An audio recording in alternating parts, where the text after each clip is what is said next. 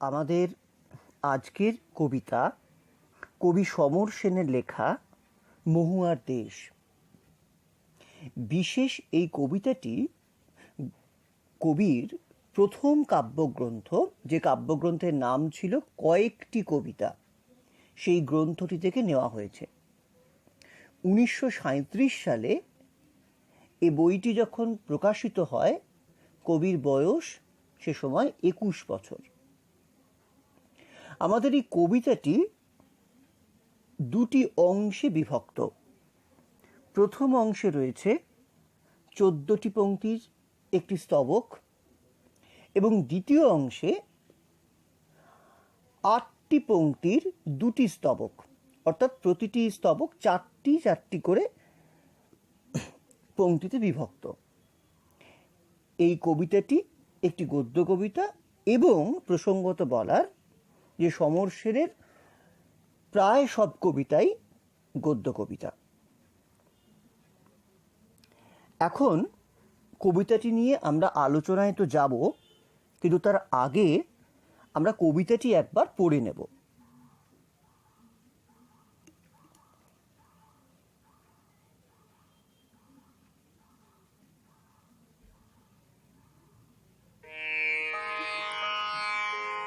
মাঝে মাঝে সন্ধ্যার জলস্রোতে অলস সূর্যোদয় এঁকে গলিত সোনার মতো উজ্জ্বল আলোর স্তম্ভ, আর আগুন লাগে জলের অন্ধকারে ধূসর ফেনায়। সেই উজ্জ্বল স্তব্ধতায় ধোঁয়ার বঙ্কিম নিঃশ্বাস ঘুরে ফিরে ঘরে আসে শীতের দুঃস্বপ্নের মতো। অনেক অনেক দূরে আছে মেঘমদির মহুয়ার দেশ, সমস্ত ক্ষণ যেখানে পথের দুধারে ছায়া ফেলে দেবদারুর দীর্ঘ রহস্য, আর দূর সমুদ্রের দীর্ঘশ্বাস রাত্রের নির্জন নিঃসঙ্গতাকে আলোড়িত করে। আমার ক্লান্তির উপরে ঝরুক মহুয়া ফুল, নামুক মহুয়ার গন্ধ।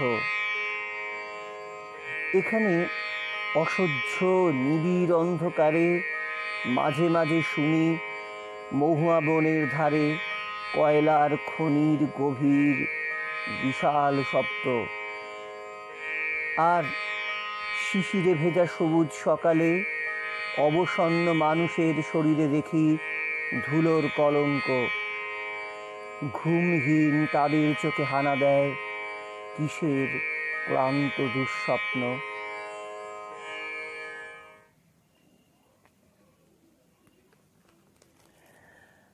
প্রথমেই আমরা কবিতাটি যদি দেখি, তাহলে আমরা দেখব বিকেলের অন্ধকার ক্রমশ মিশে যাচ্ছে নদীর জলে। অস্তগামী অলস সূর্য জলের অন্ধকারে এঁকে দিচ্ছে গলিত সোনার মতো উজ্জ্বল আলোর স্তম্ভ, আর নির্জন সেই নদীর ধূসর ফেনায় ক্রমশ যেন জ্বলে উঠছে আগুন। সুতরাং ধীর লয়ে নেমে আসা অন্ধকারের বিপরীতে সূর্য এবং জলের এই বিরল, কারণ কবি প্রথমেই বলে নিয়েছেন যে মাঝে মাঝে, সবসময় হয় না এতটা সুন্দর প্রকৃতি, এই বিরল যুগলবন্দি রচনা করে তোলে উজ্জ্বল স্তব্ধতার এক সান্ধ্য স্বর্গীয় জগৎ। তার এই কবিতার সন্ধ্যা মানে এই সান্ধ্য স্বর্গীয় জগৎ তার এই কবিতায় আমরা দেখতে পাচ্ছি, মহুয়ার দেশে আসছে। অথচ এ সত্ত্বেও কবির ক্লান্ত মন এই স্তব্ধতায় কিন্তু স্বস্তি পায় না, এই সুন্দরে কিন্তু স্বস্তি পাচ্ছে না। কেন? কবি বলছেন, ধোঁয়ার বঙ্কিম নিঃশ্বাস ঘুরে ফিরে ঘরে আসে শীতের দুঃস্বপ্নের মতো। স্বাভাবিকভাবেই এক্ষেত্রে কয়েকটি প্রশ্ন উঠবে। এ ধোঁয়া কিসের? ধোঁয়ার নিঃশ্বাস বলতে কি বোঝানো হয়েছে? এ নিঃশ্বাসকে বঙ্কিম বলা হচ্ছে কেন? 4, এই নিঃশ্বাসের বিশেষণ হিসাবে শীতের দুঃস্বপ্ন কথাটি ব্যবহারের কারণ বা কি? প্রথম প্রশ্ন, এ ধোঁয়া কিসের? কবিতার দ্বিতীয় অংশের শুরুর দিকেই কবি জানিয়েছেন মহুয়া বনের ধারে কয়লার খনির অবস্থানের কথা, এবং এই কয়লা খনি এবং খনি সংলগ্ন এলাকার বিবরণে সুভাষ মুখোপাধ্যায় আমাদেরই বইতে যে পাতালপুরী রাজ্য, আমার বাংলা বইতে যে পাতালপুরী রাজ্য গদ্যটি আছে, সেখানে আমরা দেখব সুভাষ মুখোপাধ্যায় লিখছেন, আসানসোল থেকে বাসে বাংলায় পশ্চিম দুয়ার বড়া করে চলেছি। যত দূর দৃষ্টি যায় পূব পশ্চিমে উত্তর দক্ষিণে বিশাল প্রান্তর জুড়ে সঙিনের মতো উঁচিয়ে আছে কারখানার চিমনি আর কয়লার চাকা জড়ানো উদ্ধত হামুখ। আবারও পড়ছি, আসানসোল থেকে বাসে বাংলার পশ্চিম দুয়ার বড়া করে চলেছি। যত দূর দৃষ্টি যায় পূব পশ্চিমে উত্তর দক্ষিণে বিশাল প্রান্তর জুড়ে সঙিনের মতো বর্ষার মতো উঁচিয়ে আছে কারখানার চিমনি আর কয়লার চাকা জড়ানো উদ্ধত হাঁ মুখ। আমাদের আলোচ্য যে কবিতাটি রচনাকাল 1934 থেকে 37-এর মধ্যে, আর আমার বাংলা প্রবন্ধগুলি লেখা হয়েছিল 1943-44-এর দিকে, এবং অর্থাৎ খুব বেশি সময়ের পার্থক্য কিন্তু এর মধ্যে নেই, বড় জোর 10 বছর এদিক ওদিক। এবং বরাকর এই ছোটনাগপুর মালভূমিরই অন্তর্গত এলাকা। সুতরাং সময় আর স্থানের বিষয়টি যদি আমরা খেয়াল রাখি যে অনেকটা কাছাকাছি, আমাদের পক্ষে অনুমান করা সহজ হয় যে এলাকার প্রবণতা অনুযায়ী মনে রাখতে হবে যে যে সুভাষ মুখোপাধ্যায় যে যত দূর দৃষ্টি চায় বলছেন, এই ধোঁয়া খনি পার্শ্বস্থ কোনো কারখানারই হওয়া সম্ভব। একটু আগেই বলছে না, যত দূর দৃষ্টি যায় পূব পশ্চিম উত্তর দক্ষিণে বিশাল প্রান্তর জুড়ে সঙিনের মতো উঁচিয়ে আছে কারখানার চিমনি। তো এটা হচ্ছে খনি পার্শ্বস্থ কোনো কারখানারই হওয়া সম্ভব, যদিও এই ধোঁয়ার উৎস প্রসঙ্গে কবিতায় কোনো স্পষ্ট ইঙ্গিত কবি দেননি। 2, নিঃশ্বাস শব্দটি ব্যবহারের মধ্য দিয়ে কবি ধোঁয়ার উৎস ক্ষেত্রের ওপর একটা প্রাণসত্তা আরোপ করেছেন, কারণ কোনো নির্জীব বস্তু নিঃশ্বাস নিতে পারে না। একটু আগেই সুভাষ মুখোপাধ্যায়ের বর্ণনায় আমরা পেয়ে গেছিলাম কয়লার চাকা জড়ানো উদ্ধত হাঁ মুখের ছবি। পাতালপুরী রাজ্যে কবি সুভাষ মুখোপাধ্যায় লিখেছিলেন, দেখে নিতে পারবে তোমরা। আসলে তথাকথিত শিল্প সভ্যতার নামে বনাঞ্চল বা সবুজ ধ্বংসের যে প্রক্রিয়া, তারই প্রতিক্রিয়ায় কবি বা শিল্পীরা এই তথাকথিত শিল্প কারখানার চিহ্নগুলিকে দৈত্য হিসাবে চিহ্নিত করে থাকেন। এখানেও কিন্তু তেমনই হয়েছে, এবং দৈত্য তো নিঃশ্বাস নেয়। আসলে হচ্ছে কারখানাগুলো হচ্ছে দৈত্য এবং ধোঁয়াগুলো হচ্ছে তাদের নিঃশ্বাস। খুব সহজ করে যদি এটুকু বোঝাই। প্রশ্ন বলছেন, এ ধোঁয়া বঙ্কিম কেন? বঙ্কিম মানে বাঁকানো, স্পাইরাল। কারণ এটা ধোঁয়ার নিঃশ্বাস। ধোঁয়া কখনো সরল রেখায় যায় না, ধোঁয়ার গতিটা হচ্ছে বক্র। এই ধোঁয়ার এই স্পাইরাল গতির কারণে এই নিঃশ্বাসকে বঙ্কিম বলেছেন কবি, এবং এ কারণেই আমাদের কবিতায় কিন্তু এসছে ধোঁয়ার নিঃশ্বাস কথাটি। আচ্ছা, এবার আসবো শেষ প্রশ্নের উত্তর। ধোঁয়ার নিঃশ্বাসে কবি কেনই বা শীতের দুঃস্বপ্ন বললেন? এই প্রশ্নের উত্তরে কবিরই অন্য একটি কবিতা আমাদের বুঝতে হবে। কবিতাটির নাম হচ্ছে ঝড়। আমি গদ্য করে করে বলছি। এই ঝড় কবিতার এক জায়গায় কবি বলছেন, উদ্ধৃতি করছি, বৃষ্টির আভাসে করুণ পথে ধুলো উঠছে। বৃষ্টির আভাসে করুণ পথে ধুলো উঠছে। কোথায় ধুলো উঠছে? কলকাতায় ধুলো উঠছে। এখন এমন দিনে, মানে কবি বলতেন, কোটেশন দিচ্ছি, কবি এমন দিনে সে ধুলো কবির মনে কি জাগিয়ে তুলছে? কবি লিখলেন, সাঁওতাল পরগনার মেঘমদির আকাশ। তার মনে পড়ছে সাঁওতাল পরগনার নিঃসঙ্গ স্তব্ধতা। আমাদের কবিতাতে কিন্তু কবি উজ্জ্বল স্তব্ধতার কথাই বলেছিলেন, এবং এখানে বললেন নিঃসঙ্গ স্তব্ধতা। তাহলে ঝড় কবিতা যদি আমরা পড়ি, তাহলে ঝড় কবিতায় আমরা দেখব যে কলকাতার রাস্তায় যখন বৃষ্টি ঘনিয়ে আসছে, তখন বৃষ্টির আভাসে করুণ পথে ধুলো উঠছে, আর এমন দিনে সে ধুলো কবির মনে জাগিয়ে তুলছে সাঁওতাল পরগনার মেঘমদির আকাশ। তাঁর মনে পড়ছে সাঁওতাল পরগনার নিঃসঙ্গ স্তব্ধতার কথা। তার মনে পড়ছে আরও ধুলো ভরা নির্জন পথে মোটরের কর্কশ শব্দে একটি হরিণের ঊর্ধ্বশ্বাস, দৌড় ইত্যাদি। এখন মনের এই স্মৃতি চলাচল সূত্রে জানলার ফাঁক দিয়ে তিনি কি দেখলেন? তিনি জানলাটা খুলে একটু দেখলেন, পীড়িত আকাশের আভাস। সে আকাশে ঘন মেঘ জমে আছে শীতের অজগরের মতো। ঘরে বসেছিলেন কবি এবং জানলাটা খুললেন। জানলাটা খুলে তিনি কি দেখতে পেলেন? একদম কবিতার লাইন হচ্ছে পীড়িত আকাশের আভাস। একটা আকাশ, মানে আকাশের ওপর তো মেঘ থাকে, আকাশটা খুব পীড়িত, খুব দুঃখিত, খুব ব্যথিত একটা আকাশের আভাস দেখতে পাওয়া যাচ্ছে। এবং সে আকাশে কি না, সে আকাশে ঘন মেঘ জমে আছে। সে মেঘটা কেমন না, শীতের অজগরের মতো। এইবার যদি ছবিটা একটু ভেঙে ভেঙে তোমাদের দেখানোর চেষ্টা করি, জানলা দিয়ে দেখা যাচ্ছে আকাশ নয়, আকাশের আভাস, অর্থাৎ সামান্য একটু নীলচে আকাশ, বেশিটাই কিন্তু কালো মেঘে ঢেকে গেছে। আকাশের আভাস দেখা যাচ্ছে কেন না, আকাশকে ঢেকে রেখেছে মেঘ, এই কারণেই তো আকাশ পীড়িত। এখন আচ্ছা, এই ঘন মেঘ ঠিক কিসের প্রতীক না, শীতের অজগর। শীতের অজগর অর্থাৎ শীত ঘুমে আচ্ছন্ন স্থির স্থির একটা অজগরের কথাই বলা হচ্ছে এখানে। এবং শীত এখানে মৃত্যুর সংকেত। প্রসঙ্গত সমর সেনের অন্যতম প্রিয় কবি বুদ্ধদেব বসুর একটি কবিতাকে আমরা ধার করব খানিকক্ষণের জন্য। তার কবিতাটির নামই হচ্ছে এই শীতে। বুদ্ধদেব বসুর এই কবিতাটির নামই হচ্ছে এই শীতে। সেখানে তিনি কি বলছেন, আমি যদি মরে যেতে পারতুম এই শীতে, গাছ যেমন মরে যায়, সাপ যেমন মরে থাকে, সমস্ত দীর্ঘ শীত ভরে। বুদ্ধদেব বসুর কবিতাটা আবার পড়ছি, আমি যদি মরে যেতে পারতুম এই শীতে, গাছ যেমন মরে যায়, সাপ যেমন মরে থাকে, সমস্ত দীর্ঘ শীত ভরে।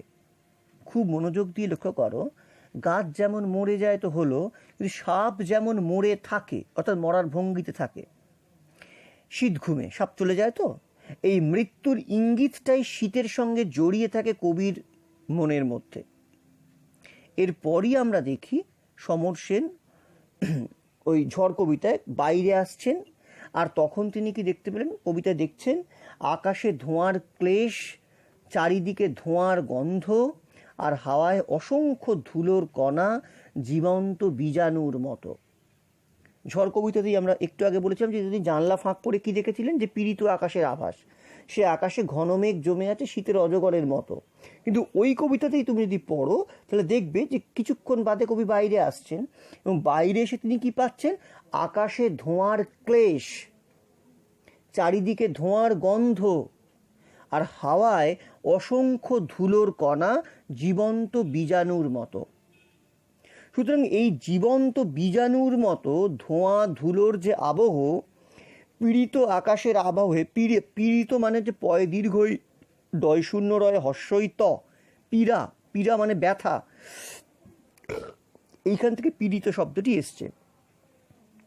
এই পীড়িত আকাশের আবহে শীতের অজগরের মতো ঘন মেঘ যেমন করে একটা শ্বাসরোধকারী মৃত্যুর ইঙ্গিত তৈরি করে নিচ্ছে কলকাতার আকাশে, ঠিক একইভাবে মহুয়ার দেশ কবিতায় ধোঁয়ার বঙ্কিম নিঃশ্বাস শীতের দুঃস্বপ্নকে, অর্থাৎ মৃত্যুর দুঃস্বপ্নকে বহন করে নিয়ে আসছে। অর্থাৎ আমি বলতে চাইছি এই, যে আমাদের মহুয়ার দেশ কবিতায় কেন কবি এই ধোঁয়ার নিঃশ্বাসকে, ধোঁয়ার বঙ্কিম নিঃশ্বাসকে শীতের দুঃস্বপ্নের সঙ্গে তুলনা করলেন, সেটা স্পষ্টভাবে আমরা বুঝতে পারবো না। এটা বুঝতে গেলে কবির ওই একই কবিতা বইতে, কয়েকটি কবিতা, যে কবিতার বই থেকে মহুয়ার দেশ নেওয়া হয়েছিল, সেই একই কবিতার বইতে আরেকটি কবিতা রয়েছে ঝড় কবিতা, যে ঝড় কবিতায় তিনি কিন্তু এইখানে আমরা কি দেখছিলাম, যে তিনি ওই আকাশে যে ঘন মেঘ জমে আছে কলকাতার আকাশে একটা দিনের ঘটনা, তাকে তিনি শীতের অজগরের সঙ্গে তুলনা করেছিলেন, তাকে তিনি শীতের অজগরের সঙ্গে তুলনা করেছিলেন। এখন শীতের অজগর কি না, শীতের অজগর তো শীতকালে তো অজগর একদম মরার মতো পড়ে থাকে, সাপ যেমন মরে থাকে সমস্ত দীর্ঘ শীত ভরে, অর্থাৎ সেই শীতের অজগর যেমন নড়ে না চড়ে না, সে স্থবির হয়ে দাঁড়িয়ে থেকে সেই বিশাল অজগর মৃত্যুর মতো করে। ঠিক তেমনি কিন্তু কবি কলকাতার আকাশেও এরকম একটা মেঘ দেখেছিলেন। এখন এই মৃত্যুর ইঙ্গিতটাই কিন্তু এখানে আসছে। এরপর আমরা কি বললাম, যে এরপর আমরা বললাম যে কবি ঘর থেকে বাইরে বেরিয়ে এসেছিলেন এবং তারপর তিনি কি দেখেছিলেন না, চারিদিকে ধোঁয়ার গন্ধ, হাওয়ায় অসংখ্য ধুলোর কণা জীবন্ত বীজাণুর মতো ঘুরে বেড়াচ্ছে। সুতরাং কলকাতার আকাশেও যে অজগরের মতো মেঘ, কলকাতার আকাশেও সেই ধোঁয়ার ক্লেশ, সেই ধোঁয়ার গন্ধ, সেই জীবন্ত বীজাণুর মতো ধোঁয়ার সেই মৃত্যুর যে টোটাল একটা সংকেত তৈরি করে নিচ্ছে, এই একই জিনিস কিন্তু আমরা এখানেও পাচ্ছি। এবং এই কারণেই পাচ্ছি যে মহুয়ার দেশ কবিতাতেও ধোঁয়ার বঙ্কিম নিঃশ্বাস শীতের দুঃস্বপ্ন অর্থাৎ মৃত্যুর দুঃস্বপ্নকেই বহন করে আনছে। এরপরে আমাদের একটা গুরুত্বপূর্ণ জায়গায় আমরা যাব। প্রসঙ্গত উল্লেখ্য, কবির দুটি কবিতায় খুব উল্লেখযোগ্যভাবে দুঃস্বপ্নের প্রসঙ্গ এসছে। মহুয়ার দেশ ছাড়াও সে দুটি কবিতা হলো, এক দুঃস্বপ্ন কবিতা আর দুই হচ্ছে 4 অধ্যায় কবিতা। কেমন দুঃস্বপ্নের প্রসঙ্গ এসে তার আরও দুটি কবিতা খুব গুরুত্বপূর্ণভাবে, একটা হচ্ছে দুঃস্বপ্ন কবিতা এবং আরেকটি হচ্ছে 4 অধ্যায় কবিতা। তো এই দুঃস্বপ্ন কবিতায় দুঃস্বপ্নটা কেন ভালো করে বোঝার চেষ্টা করো। দুঃস্বপ্ন কবিতায় বলছেন কবি এক জায়গায়, মাঝে মাঝে তোমার চোখে দেখেছি বাসনার বিষণ্ণ দুঃস্বপ্ন, তার অদৃশ্য অন্ধকার প্রতি মুহূর্তে আমার রক্তে হানা দেয়। কবি বলছেন, মাঝে মাঝে তোমার চোখে দেখেছি বাসনার বিষণ্ণ দুঃস্বপ্ন, তার অদৃশ্য অন্ধকার প্রতি মুহূর্তে আমার রক্তে হানা দেয়। এও বলছেন, আমার জীবনে তোমার সেই দুঃস্বপ্ন এনেছে পারহীন অন্ধকার, এমন একটা অন্ধকার এনেছে তোমার সেই দুঃস্বপ্ন যেটাকে পেরিয়ে যেতে পারবো না, পার নেই, পারহীন অন্ধকার। তিনি এও বলছেন, মাঝে মাঝে ঘুম ভেঙে যায় মধ্যরাত্রে, বাইরে বেরিয়ে এসে তিনি কি দেখতে পান, তিনি দেখতে পান তারায় ছেয়েছে বর্ণহীন আকাশ আর হাওয়া দিয়েছে বিপুল শূন্যতা থেকে। সেই হাওয়ায় তিনি যেন শুনতে পান কোনো সুদূর দিগন্তের কান্না, সে কান্না যেন আমার ক্লান্তি আর তোমার চোখের বিষণ্ণ অন্ধকার। এবং এই কবিতাটা শেষ করছেন এই বলে যে অন্ধকারের মতো ভারী তোমার দুঃস্বপ্ন, তোমার দুঃস্বপ্ন অন্ধকারের মতো ভারী। আলোচনাটা আরেকটু গুছিয়ে বুঝে নেব বলেই আমরা অনেকটা কবিতা তুলে আনলাম। এখন আমরা কি বুঝতে পারছি, কোনো একজন তুমি আছে, কোনো একজন তুমি, এই যে তোমার চোখে দেখেছি তো, কোনো একজন তুমি আছে যার বাসনার বিষণ্ণ দুঃস্বপ্ন, যার বাসনা বিষণ্ণ দুঃস্বপ্ন কবির রক্তে হানা দেয় এবং কবির জীবনে এনেছে পারহীন অন্ধকার, যে অন্ধকারকে তিনি পেরিয়ে যেতে পারছেন না। কোনো একটি, এখানে মূলত একটি মেয়ের কথা বলা হচ্ছে। ফলত তিনি মাঝে মাঝে মধ্যরাত্রে যখন তার ঘুম ভেঙে যায়, তিনি একা রয়েছেন, ঘর থেকে বাইরে বেরিয়ে আসছেন, তখন বিপুল শূন্যতা থেকে বয়ে আসা হাওয়ায় তিনি যেন শুনতে পান কোনো সুদূর দিগন্তের কান্না, এটা কোনো কষ্টের ধ্বনি যেন তার কাছে ভেসে আসে। এবং সে কান্না কিসের, তিনি পরিষ্কার বলছেন, সে কান্না যেন তাঁরই ক্লান্তি, কষ্টটা যেন কান্না হয়ে ভেসে আসছে অনেক সুদূর থেকে। মহুয়ার দেশ কবিতাতেই কবি বলেছিলেন, আমার ক্লান্তির উপরে ঝরুক মহুয়া ফুল, নামুক মহুয়ার গন্ধ। লক্ষ্য করে দেখো যে কবি কিন্তু আমাদের কবিতাতেই বলেছিলেন, আমার ক্লান্তির উপরে ঝরুক মহুয়া ফুল, নামুক মহুয়ার গন্ধ। আসলে তার কবিতার উচ্চারণগুলিকে যদি একটু পরপর সাজিয়ে নিই আমরা, তাহলে বুঝতে পারবো ব্যক্তিগত কোনো সম্পর্কের ব্যর্থতাই কবির অবসাদ অথবা ক্লান্তির কারণ। ব্যক্তিগত কোনো সম্পর্কের ব্যর্থতা। এখন এই যে কথাটা আমরা বলছি, এর কি কোনো সুনিশ্চিত প্রমাণ আছে? আমরা একটু আগেই বলেছিলাম 4 অধ্যায় বলে একটি কবিতা আছে কবি। এই 4 অধ্যায় কবিতাটিও কিন্তু কয়েকটি কবিতারই অংশ। কিন্তু সেখানে কবি কি বলছেন, কঠিন অন্ধকারে অবরুদ্ধ বাতাস, দেয়ালের উপরে বিষণ্ণ ছায়া, আর তোমার পাশে রাত্রি জাগরণ ক্লান্ত আমার দীর্ঘশ্বাস। কঠিন অন্ধকারে অবরুদ্ধ বাতাস, অর্থাৎ ধরো একটা কঠিন অন্ধকার, অবরুদ্ধ বাতাসটা কিন্তু আটকে গেছে, অর্থাৎ বাতাস যেতেও পারছে না, আসতেও পারছে না। দেওয়ালের উপরে বিষণ্ণ ছায়া, বোঝাই যাচ্ছে একটা ঘরে জানলা দরজা বন্ধ, ঘরে একটা আলো জ্বলছে, দেওয়ালের উপরে বিষণ্ণ ছায়া পড়েছে। আর তোমার পাশে রাত্রি জাগরণ ক্লান্ত আমার দীর্ঘশ্বাস, আমার ছায়া পড়েছে এবং রাত্রিতে আমি ঘুমোতে পারছি না, এই রাত্রি জাগরণ ক্লান্ত আমার দীর্ঘশ্বাস। অর্থাৎ দেওয়ালে আমার বিষণ্ণ ছায়াটা যেমন পড়েছে, তেমনি সেই রাত্রে কিন্তু আমার দীর্ঘশ্বাস। অর্থাৎ এই কবিতার চরিত্র কিন্তু দুজন, কবি এবং তার একজন তুমি। এই যার সম্পর্কে কবি বলেছিলেন না যে তোমার চোখে দেখেছি বাসনার বিষণ্ণ দুঃস্বপ্ন, এই কবিতায় সেই তুমিটা তার পাশে রয়েছে।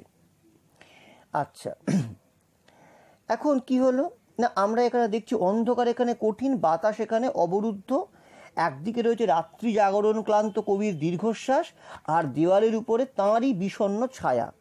সার্বিকভাবে কবির ক্লান্ত অবসাদের সংকেত। বোঝা যাচ্ছে কবি তাঁর ব্যক্তিগত জীবনে কিন্তু ভালো নেই, স্বস্তিতে নেই। যে তুমির পাশে তিনি রয়েছেন, তার সান্নিধ্য মানে তার পাশে থাকাটা তাকে অন্তরে অন্তরে আরও বেশি নিঃসঙ্গ করে তোলে। অর্থাৎ এমন একজনের পাশে তিনি রয়েছেন যার পাশে থাকাটা কবিকে আরও ক্লান্তি দিচ্ছে, তাকে আরও মনে মনে নিঃসঙ্গ একা করে দিচ্ছে, তার সঙ্গে তিনি মনে মনে যুক্ত হতে পারছেন না। কেন বলছে এ কথা? 4 অধ্যায় কবিতার 3য় অধ্যায় আমরা দেখব যে সেই সঙ্গিনী কবিকে বিশেষ একটি মুহূর্তে জানালেন, জানো কাল রাত্রে মিলির বিয়ে হয়ে গেছে। জানো কাল রাত্রে মিলির বিয়ে হয়ে গেছে। আর খবরটি জানানোর পর কবি দেখতে পান অন্ধকারে ওর দাঁত হাসিতে ঝকঝক করে উঠল। অর্থাৎ এই বলছি না, একটা অবরুদ্ধ ঘর, সেখানে একটা খুব টিমটিমে আলো জ্বলছে, খুব আবছা, কারণ ছায়া পড়ছে মানে সেখানে একটা আবছা আলো আছে।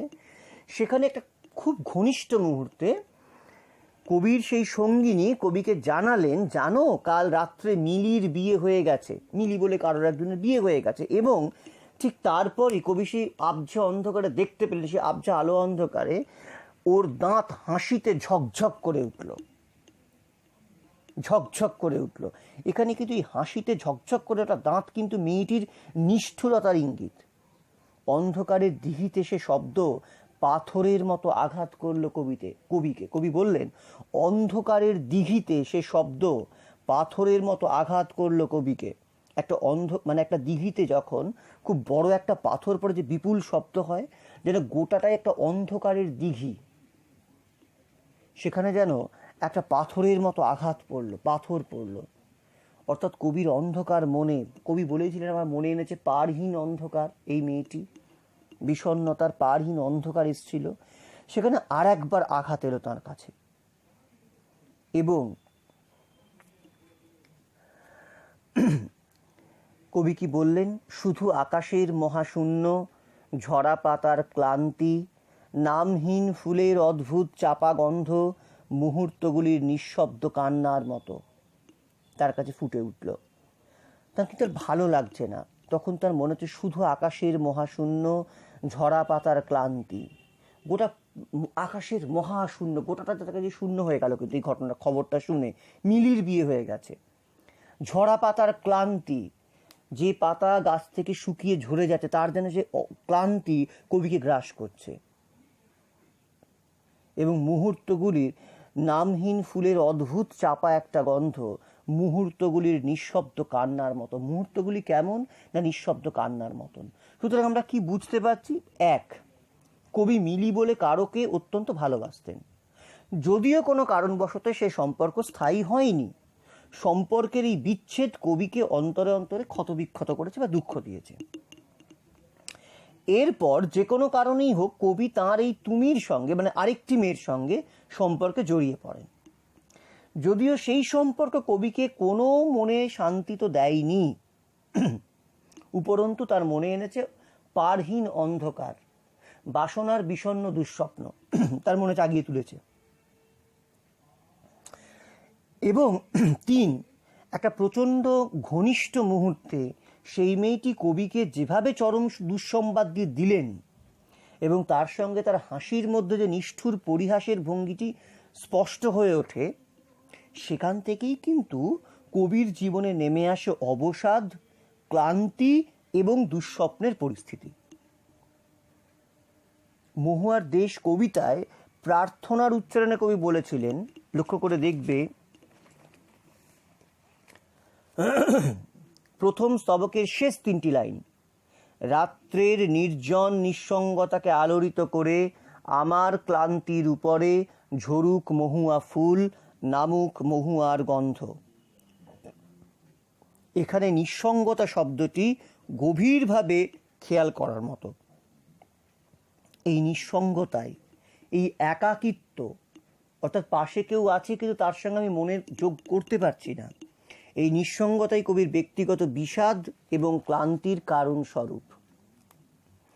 আর এই বিষাদের বৃত্ত থেকে পরিত্রাণের স্বার্থে কবিকে নির্মাণ করে নিতে হয় তার মানস জগৎ, তার একটা মনের জগৎ, তার মহুয়ার দেশ। কবি কি বলেছিলেন? অনেক অনেক দূরে সেই মেঘ মদির মহুয়ার দেশ, সমস্ত ক্ষণ যেখানে পথের দুধারে ছায়া ফেলে দেবদারুর দীর্ঘ রহস্য, যেখানে শুনতে পাওয়া যায় দূর সমুদ্রের দীর্ঘশ্বাস, আর যেখানে হাওয়ায় হাওয়ায় ভেসে বেড়ায় মহুয়া ফুলের গন্ধ। প্রসঙ্গত আমাদের প্রশ্ন হয় যে এই মহুয়ার দেশ আসলে কোথায়? সে কি কেবলই কোনো কাল্পনিক ভূখণ্ড, নাকি তার কোনো বাস্তব অস্তিত্ব আছে? এ প্রসঙ্গে তার একটি কবিতা সংকট, তার জন্মদিনে কবিতায় কবি বলছেন, তার জন্মদিনে বলে একটি কবিতায় কবি বলছেন, শুনি না আর সমুদ্রের গান, থেমেছে রক্তে ট্রাম বাসের বেতাল স্পন্দন, ভুলে গেছি সাঁওতাল পরগনার লাল মাটি, একদা দিগন্তে দেখা উদ্যত পাহাড়। তার এক জন্মদিনে কবিতায় তিনি বলছেন, শুনি না আর সমুদ্রের গান। খুব মন দিয়ে পড়তে হবে, সমুদ্রের গান আর তিনি শুনতে পান না। থেমেছে রক্তে ট্রামবাসের বেতাল স্পন্দন, ভুলে গেছি সাঁওতাল পরগনার লাল মাটি, একদা দিগন্তে দেখা উদ্যত পাহাড়। আর এই সাঁওতাল পরগনায় ছিল কবির মহুয়ার দেশ। আত্মজীবনীতেও কবি বলেছেন, যৌবনে সাঁওতাল পরগনার প্রতি বিশেষ ঝোঁক ছিল। দূরে ধূসর পাহাড়, সাঁওতালদের পরিচ্ছন্ন বসতি, মহুয়ার গন্ধ, মাদলের শব্দ, ভোরে মুরগির ডাক। এখানে কবি কথিত এই মহুয়ার গন্ধই প্রমাণ করে যে সে সময় এইসব এলাকায় প্রচুর মহুয়া বৃক্ষ ছিল। কিছুটা পরে রচিত হলেও সুভাষ মুখোপাধ্যায়ের এই যে আমার বাংলা বলে তোমাদের যে বইটি আছে, সেখানে শালমহুয়ার ছায়া বলে একটি প্রবন্ধ আছে, পড়ে দেখবে গদ্যটা। সেখানে তিনি বলছেন, ওপারে মাকড়া পাহাড়ের ঢেউ খেলানো মাঠ জমি পেরিয়ে বড় বড় শালমহুয়ার গাছ, বিশাল অরণ্য। ওপারের বায়ুকোণে ছোটনাগপুরের শহরতলি। সমর সেন বলেছিলেন, দূরে ধূসর পাহাড়, ওপারে সাঁওতালদের সন্ত ভূঁই, ওপারে জঙ্গল মহাল।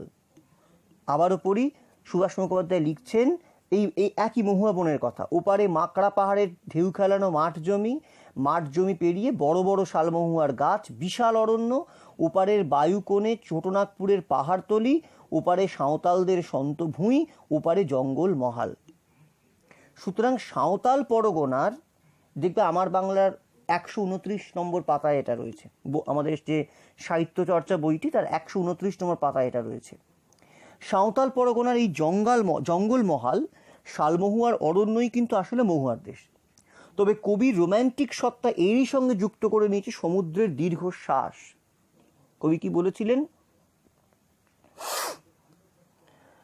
যে দূর সমুদ্রের দীর্ঘশ্বাস সেখানে থাকে রাত্রের নির্জন নিঃসঙ্গতাকে আলোড়িত করে।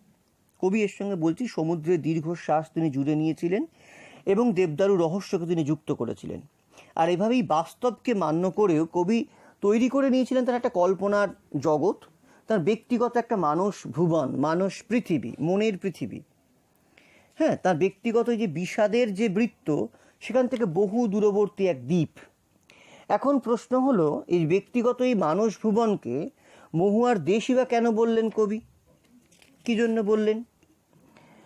এ প্রসঙ্গে একটি জায়গায় বলি, রবীন্দ্রনাথ তার মহুয়া বলে একটি কাব্যগ্রন্থ আছে। হ্যাঁ, রবীন্দ্রনাথের একটি কাব্যগ্রন্থ রয়েছে মহুয়া।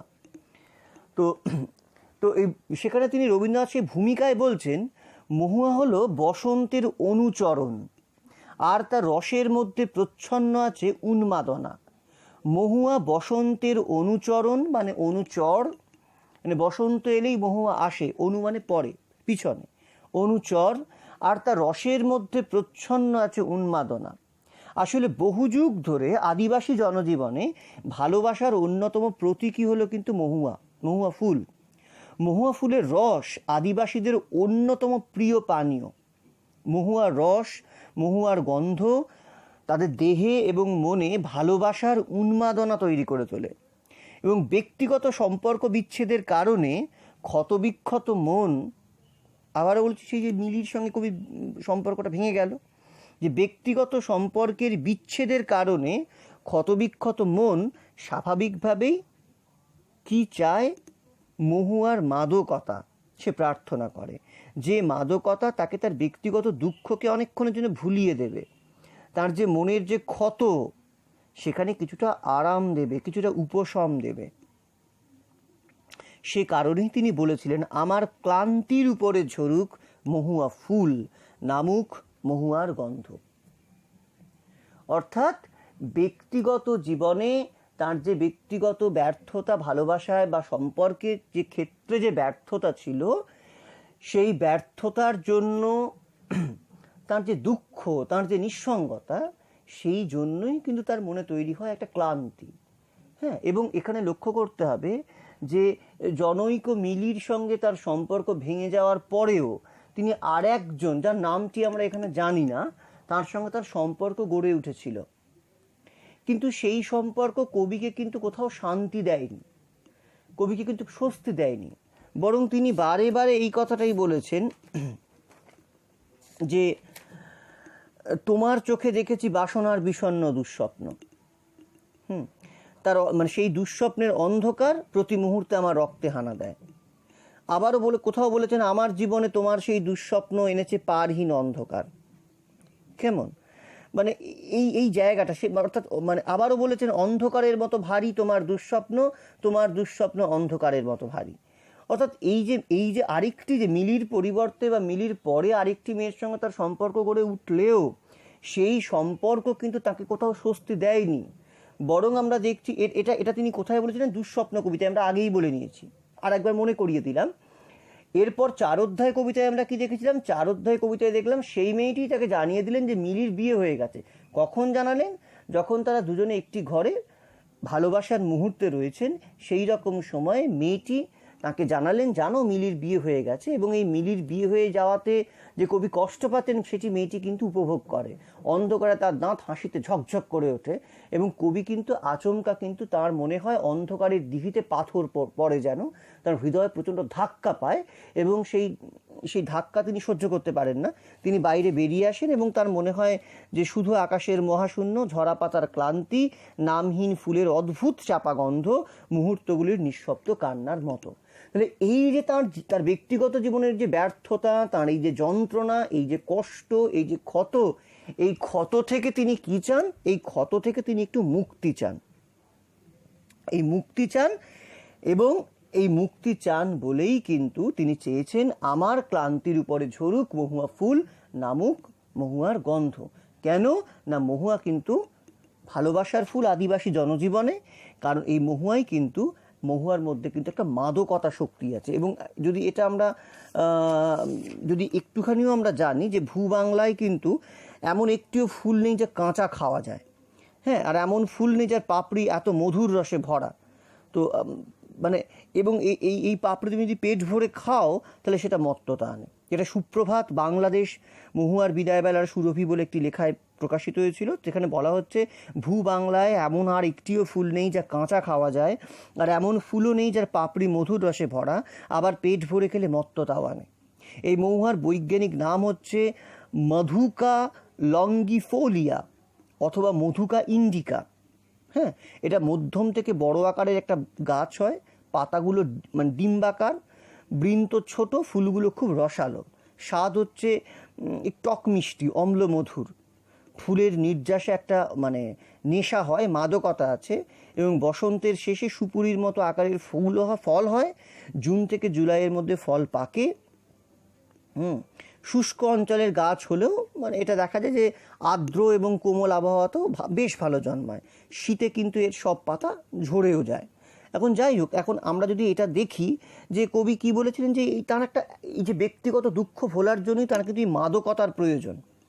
হ্যাঁ, তা এই ব্যক্তিগত দুঃখ ভোলার জন্যই তার কিন্তু একটা মাদকতা প্রয়োজন, এবং সেই কারণেই কবি কিন্তু বলেছিলেন আমার ক্লান্তির উপরে ঝরুক মহুয়া ফুল নামুক মহুয়ার গন্ধ।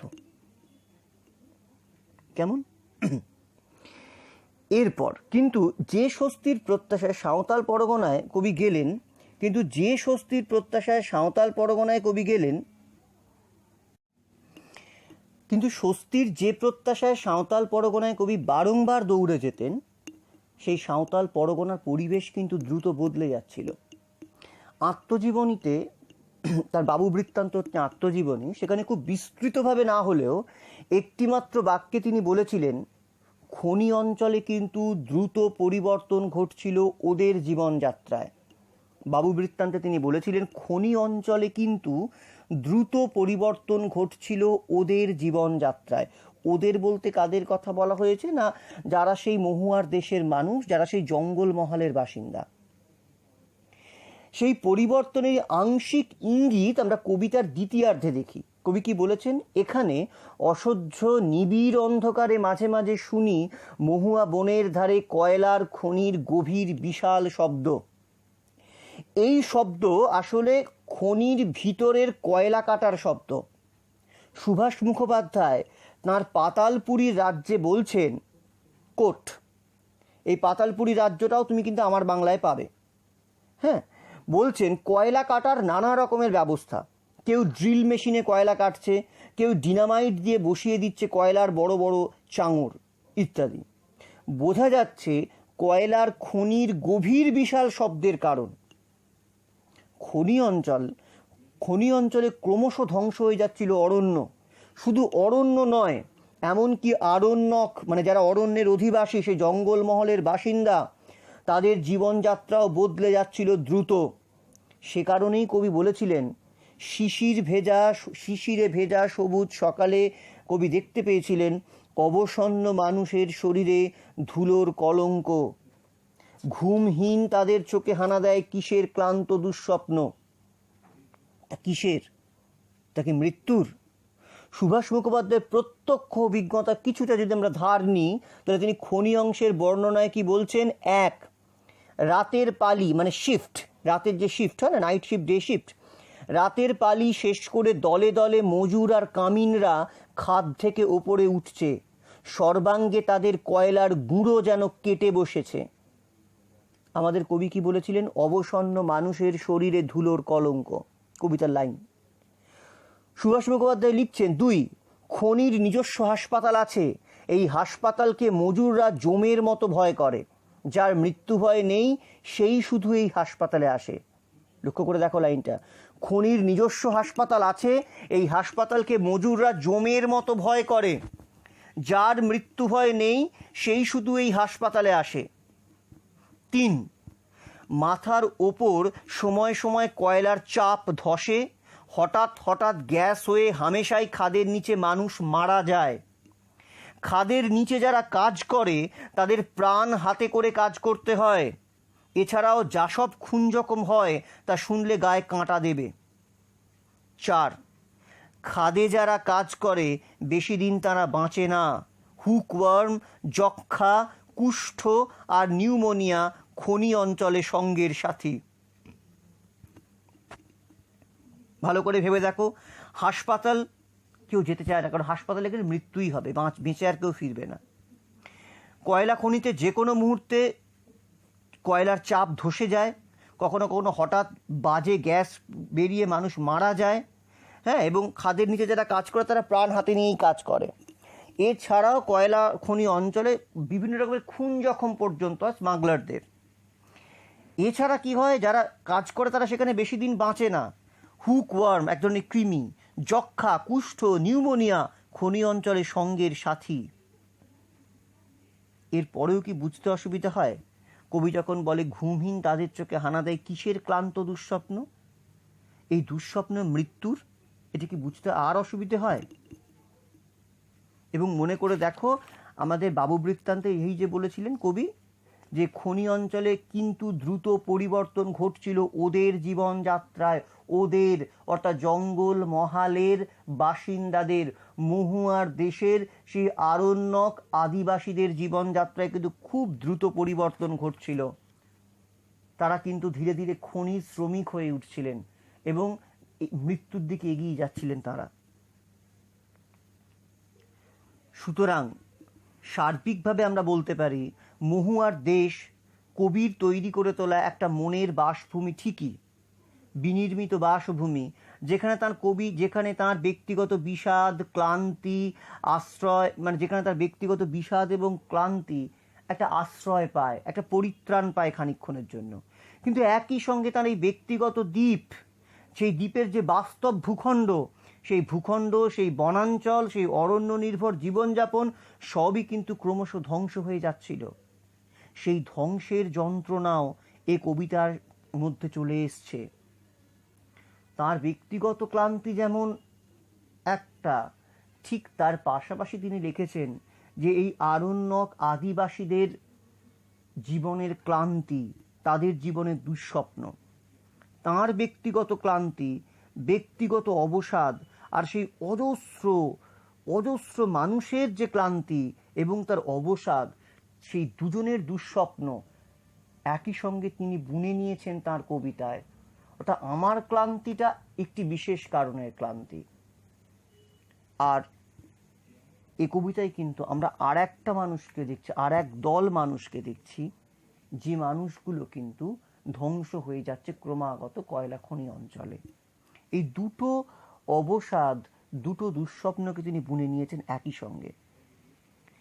এই কবিতা রচিত হওয়ার বহু পরে একটি প্রবন্ধে কবি লিখেছিলেন,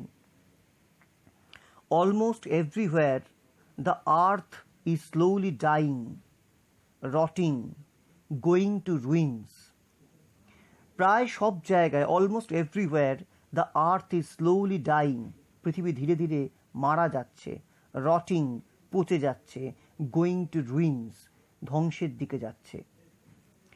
and the sense of this ruin has almost entered our blood, ruin and decay.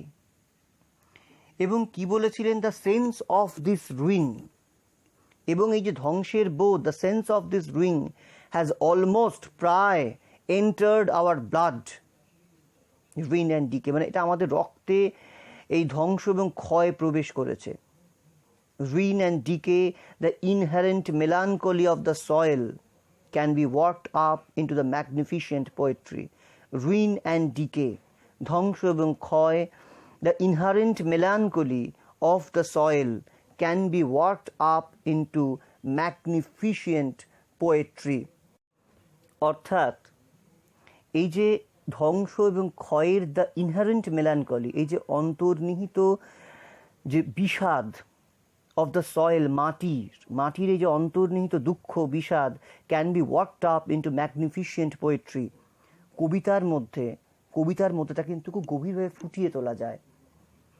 লক্ষ্য করে দেখবে মহুয়ার দেশও কিন্তু তেমনই একটি কবিতা, যেখানে কিন্তু এই যে ধীরে ধীরে মারা যাওয়া একটা পৃথিবী, ধীরে ধীরে ধ্বংস হয়ে যাওয়া এই মাটি, অরণ্য, তার যে ইনহারেন্ট মেলানকলি, তার যে অন্তর্নিহিত বিষাদ দুঃখ, সেই সুর কিন্তু আমাদের মহুয়ার দেশ কবিতাতেও উঠে এসছে।